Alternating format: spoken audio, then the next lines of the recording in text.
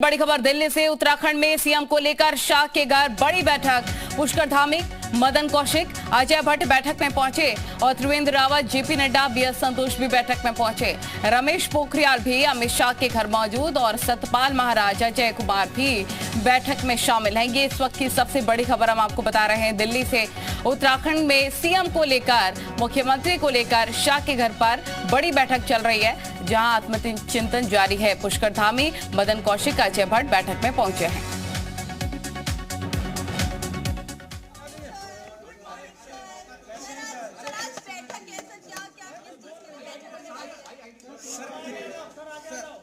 एक सेकंड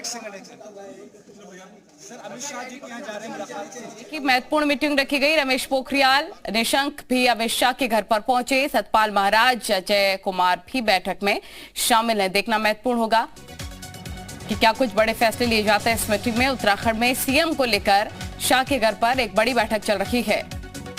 जब्बार, जी media reporter तमाम जानकारी के साथ जुड़ गए हैं। मीटिंग को लेकर क्या अपडेट जब्बार?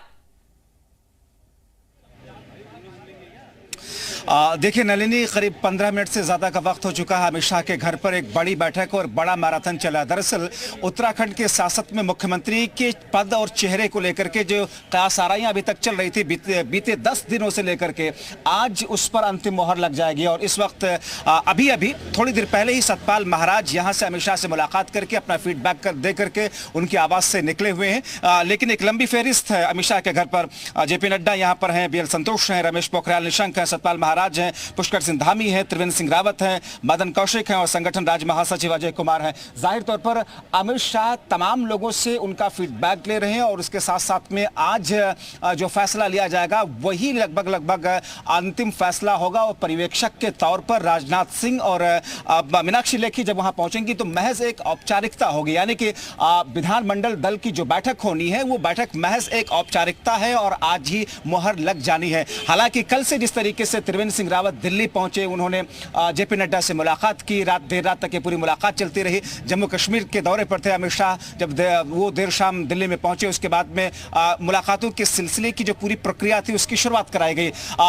दोनों ही बड़े नेता त्रिवेंद्र सिंह रावत और पुष्कर सिंह धामी उत्तराखंड के सदन में रुके हुए थे, वहां से निकल करके सीधे यहां पर पहुंचे। हालांकि इसमें एक दिलचस्प और रोचक बात यह है कि जितने लोग हैं, जितने संभावित चेहरे हैं, हर कोई खुद को सीएम का दावेदार मानता है, गर्चे खुल करके वो इस बात का जिक्र ना कर रहा हो, लेकिन अपनी इच्छा जरूर देता है। अभी थोड़ी देर पहले जी मीडिया से बात करते हुए त्रिवेंद्र सिंह रावत ने कहा कि मैंने 4 वर्षों तक बहुत बेहतर तरीके से, शानदार तरीके से उत्तराखंड में सरकार चलाई है। उसका क्रेडिट जाता है जो कि इस चुनाव में सरकार हमारी पार्टी जीती है, बड़े प्रचंड बहुमत के साथ जीत मिली है। तो कहीं ना कहीं मेरे कामों का भी क्रेडिट, कहीं ना कहीं मेरी सरकार के कार्यकाल के दौरान जो कुछ हुआ उसका भी क्रेडिट एक तरीके से जनता ने दिया और सराहा है। तो ऐसी स्थिति में जबकि आज की मुलाकात से बहुत कुछ साफ हो जाएगा। हालांकि सतपाल महाराज अब से थोड़ी ही देर पहले अमित शाह की आवाज से निकल चुके हैं, लेकिन अब अंदर इस वक्त जो बैठक चल रही है, क्योंकि कहा यह जा रहा था कि त्रिवेंद्र सिंह रावत जो कि पूर्व मुख्यमंत्री हैं उत्तराखंड के, उनसे एक अलग फीडबैक लेंगे अमित शाह। मीटिंग को लेकर और भी अपडेट्स हम जब्बार आपसे लेंगे, क्योंकि क्या कुछ कहा है बैठक में जाने से पहले सीएम धामी और पूर्व सीएम त्रिवेंद्र सिंह रावत ने, वो अपने दर्शकों को पहले सुनवाते हैं।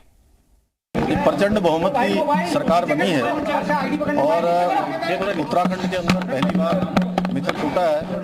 माननीय प्रधानमंत्री नरेंद्र मोदी जी के नेतृत्व में उत्तराखंड की जनता ने एक मिथक तोड़ा है और लगातार दूसरी बार भारतीय जनता पार्टी की सरकार बनाई है। क्योंकि सरकार गठन की प्रक्रिया चल रही है और चुनाव के बाद के जो परिणाम आए वो आए, उन सभी पर चर्चा यहाँ पर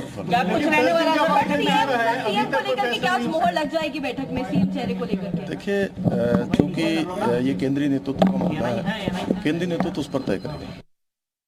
नहीं, देखिए, जब कोई भी सरकार बनती है तो जितने पार्टी के सीनियर लीडर से पार्टी के जो केंद्रीय नेतृत्व होता है वो बातचीत करता है। तो एक सामान्य जो एक वार्ता होती है, शायद इसलिए वहाँ पर हम लोग जा रहे हैं। कौन मुख्यमंत्री को लेकर सुझाव देंगे आप? अब मुझे बुलाया है, बाकी तो मुझे जानकारी नहीं है। 10 दिन का वक्त गुजर चुका है, ये मैं नहीं बता सकता, लेकिन मुझे 10:30 बजे बुलाया, मैं वहाँ जा रहा हूँ। मुख्यमंत्री के चेहरे को लेकर सुझाव किसको होगा सर? बहुत सारे चेहरे हमारे पास। आप आप जो सुझाव देंगे उसको हम आगे बढ़ा देंगे। जो सुझाव आप लोग देंगे हम बढ़ा देंगे आगे, हैं। तो जब्बार हमारे रिपोर्टर हर जानकारी के साथ लगातार हमारे साथ मौजूद हैं। जब्बार, आपका एक बार फिर से रुख करेंगे क्योंकि कई गणमान्य लोग इस मीटिंग में मौजूद हैं, बड़ी नेता मौजूद हैं। एक उम्मीद के साथ भी वो मीटिंग में होंगे, जैसा कि आप भी कह रहे थे कि हर कोई बनना चाहता है उत्तराखंड का नेता।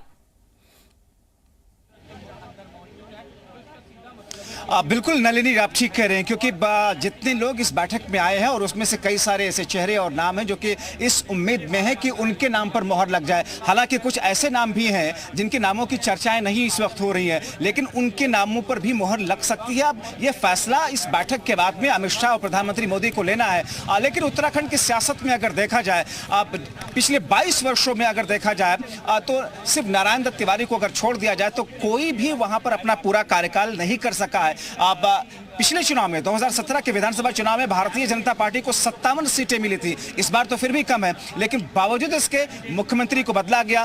त्रिवेंद्र सिंह रावत पहले बने, तीरथ सिंह रावत बने, फिर से पुष्कर सिंह धामी बने और पुष्कर सिंह धामी अंततः अपना चुनाव हार जाते हैं। ऐसी स्थिति में क्या भारतीय जनता पार्टी पुष्कर सिंह धामी को उस कदर तवज्जो देगी? क्या एक नजीर सेट करेगी कि उत्तराखंड के अंदर एक हारे हुए विधायक को हम मुख्यमंत्री बना सकते हैं? तो फिर उत्तर प्रदेश में केशव प्रसाद मौर्य को लेकर के अलग अलग तरह की अटकलें लगाई जा रही हैं। लेकिन इन तमाम चीजों के बीच में भारतीय जनता पार्टी जानी जाती है चौंकाने वाले फैसले लेने के लिए। तो ऐसे में क्या संगठन से कोई मंत्री होगा, मुख्यमंत्री बनेगा, या फिर बीजेपी पार्टी से कोई मुख्यमंत्री बनेगा? ये देखने के लिए और थोड़ा सा इंतजार करना होगा। हालांकि इस वक्त जो कुछ मंथन चल रहा है, कहा यह जा रहा है कि इंडिविजुअली भी अलग अलग लोगों से अमित शाह ने मुलाकात करके उनसे उनका फीडबैक लिया। त्रिवेंद्र सिंह रावत की अपनी जो चीजें थी, अपनी जो बातें थी, उनको भी उन्होंने उनके सामने रख दिया है। लेकिन अब इन तमाम चीजों के मंथन के बाद में जब आखिरी दौर में ये पूरी बैठक चलेगी, अमित शाह ने क्या खाका तैयार किया है, अमित शाह किस तौर पर इस पूरे मामले को लेकर के आगे बढ़ेंगे प्रधानमंत्री मोदी के साथ में, बिल्कुल। और जब्बार, अगर हम पुष्कर सिंह धामी के नाम को ही देख लें, कहा यह जा रहा है जब से उन्होंने सत्ता संभाली, ये जो करिश्मा हुआ है, ये जो मिथक टूटा है उत्तराखंड में, एक बार फिर से बीजेपी की वापसी हुई उनके कार्यकाल के दौरान ही, तो हो सकता है कि एक बार फिर से भरोसा उन पर करे बीजेपी, हो सकता है एक बार फिर से मुख्यमंत्री वो भी बन सकते हैं।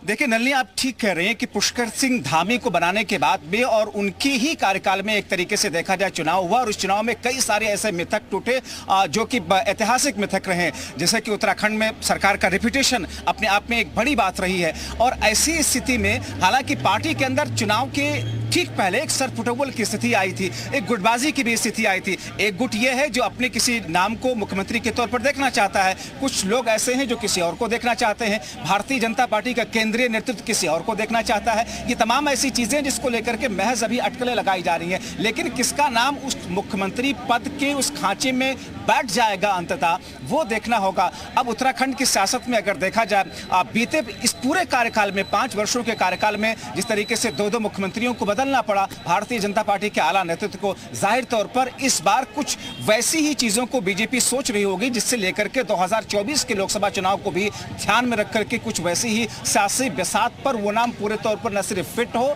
बल्कि 2024 में जब चुनाव हो लोकसभा का, उस वक्त सब कुछ सकुशल ठीक चलता रहे, मुख्यमंत्री को ना बदलना पड़े। ये एक उत्तराखंड की एक ट्रेडिशन और एक उत्तराखंड की एक रवायत रही है मुख्यमंत्री के बदलने को लेकर के, चाहे वो कांग्रेस पार्टी रही हो या फिर भारतीय जनता पार्टी रही हो। उत्तराखंड में राजनीतिक समीकरण, उत्तराखंड में सामाजिक समीकरण, उत्तराखंड के जो जातीय समीकरण है, उन तमाम चीजों को लेकर के कुछ इस अंदाज में बिठाने की कोशिश करेगी कि उस नाम पर कोई विवाद ना हो, पार्टी के अंदर उस नाम को लेकर के किसी किस्म की सरफुटबॉल की स्थिति पैदा ना हो, और फिर 2024 का जब चुनाव आए तो फिर पूरी पार्टी एकजुट होकर के पूरी शिद्दत के साथ में, जैसा 2017 में 2022 के विधानसभा चुनाव में, और जब्बार, जैसा कि हमें पता है कि विधानसभा चुनावों में भी बहुत पहले से बीजेपी ने प्लानिंग शुरू कर दी थी। किसी को नहीं पता था कि क्या कुछ चर्चाएं, रणनीति बन रही बीजेपी के अंदर खाने, लेकिन प्लानिंग बहुत पहले से हो गई थी। क्या ये माना जाए आज के मीटिंग में, आज के मंथन में, आने वाले चुनावों के लिहाज से 24 के लिए यही प्लानिंग है? आज जो रणनीति बनाई जाएगी, आज जो फैसला होगा, आज जो प्रधान होगा उत्तराखंड का, वो प्लानिंग ही है 24 के लिए? नलिनी, आप ठीक कह रहे हैं, क्योंकि 5 राज्यों में से 4 राज्यों में जहां पर क्लीन स्वीप किया भारतीय जनता पार्टी ने, उन तमाम राज्यों में बीजेपी दरअसल जो भी फैसले ले रही है उस फैसले की बुनियाद में 2024 है, और बहुत महत्वपूर्ण ये बुनियाद भारतीय जनता पार्टी ने बना करके रखा हुआ है। क्योंकि आज जो फैसला ले, क्योंकि आज से 1 से 1.5 साल के बाद में चुनावी मोड में देश आ जाएगा, 2024 के लोकसभा चुनाव की न सिर्फ तैयारियां शुरू हो जाएंगी बल्कि प्रचार प्रसार की शुरुआत अपने अपने अंदाज में लोग करना शुरू कर देंगे। तो फिर इस बीते 1 से 2 सालों के बीच में बीजेपी कोई ऐसा जोखिम नहीं उठाना चाहती कि जिसकी वजह से कोई फैसला गलत साबित हो, या जिसकी वजह से किसी नाम पर कोई ऐसा विवाद हो जिसको लेकर के पार्टी में किसी किस्म की कोई भी दरार रही हो। क्योंकि उत्तराखंड में ये अक्सर देखने को मिला है, चाहे वो कांग्रेस पार्टी हो या फिर भारतीय जनता पार्टी, वहां पर किसी न किसी चीज को लेकर के कोई ना कोई ऐसा इश्यू क्रिएट होता है जिसको लेकर के आगे चल करके पार्टी के अंदर गुटबाजी शुरू हो जाती है, और उस गुटबाजी को रोकने के लिए पार्टी के आला नेतृत्व को ज्यादा मेहनत करनी पड़ती है। इसलिए बीजेपी कहीं न कहीं इस बार इन तमाम चीजों को फोकस करके कुछ ऐसा करना चाहती है ताकि भारतीय जनता पार्टी की उत्तराखंड की इकाई मजबूत रहे, उत्तराखंड में जो संगठन है, पार्टी के साथ में जो समन्वय है, वो समन्वय और बेहतर तरीके से और आगे अच्छे अंदाज में। जब बार आप नजर बनाकर रखिएगा, मीटिंग को लेकर हर अपडेट दीजिएगा। फिलहाल आपका बहुत शुक्रिया तमाम जानकारी साझा करने के लिए।